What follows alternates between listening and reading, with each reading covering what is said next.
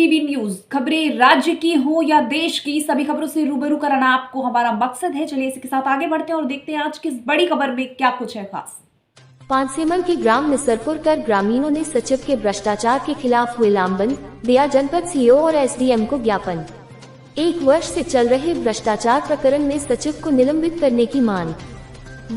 पानसेमल तहसील के ग्राम निसरपुर के ग्रामीणों ने अब पंचायत सचिव गजानन पवार के भ्रष्टाचार के खिलाफ मोर्चा खोल दिया है। पंचायत सचिव पवार द्वारा सरकार की जन कल्याणकारी योजनाओं में की जा रही धांधली को पिछले 1 वर्ष से ग्रामीणों ने उजागर कर दिया है, लेकिन अभी तक प्रशासन के कानों तक जू नहीं रेंगी है। सिर्फ जांच और कार्रवाई के नाम 55 बिंदुओं की जांच पिछले 1 वर्ष से की जा रही, जिसकी कोई ठोस कार्रवाई अब तक नहीं की गई है।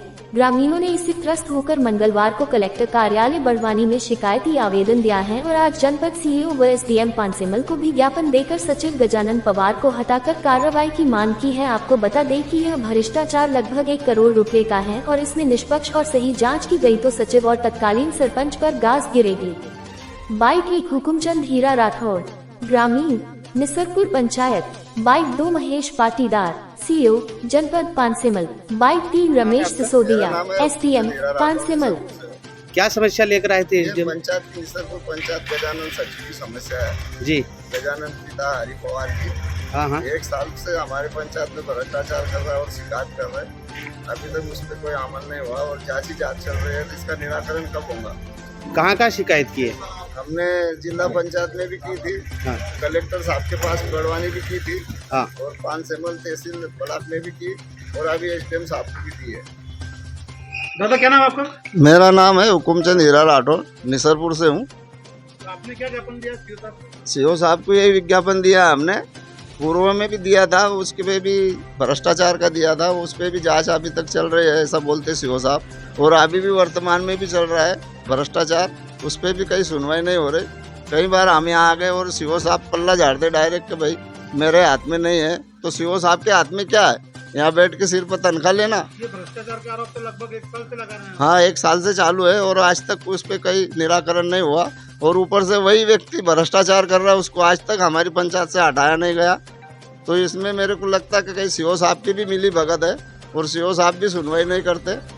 परसों आपने कलेक्टर साहब को भी जन सुनवाई में हाँ दिया था। कलेक्टर साहब को भी जन सुनवाई में दिया था, उन्होंने बोला कि जांच करेंगे, और जिला पंचायत को भी दिया था, और अभी हम यहीं पे भी दिया है, पंचायत में भी है, पानसेमल जनपद में भी, और अब सीओ साहब को भी देने जा रहे हैं। आज सीओ साहब ने क्या आश्वासन दिया?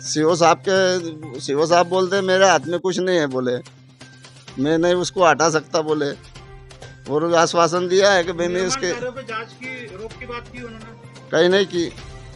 निसरपुर सचिव के खिलाफ भ्रष्टाचार के आरोप जो लगाए जा रहे हैं सतत 1 वर्ष से, उसने जनसुनवाई में कलेक्टर साहब को भी आवेदन दिया है और आज आपको भी ज्ञापन दिया है, तो क्या इसमें निराकरण होगा?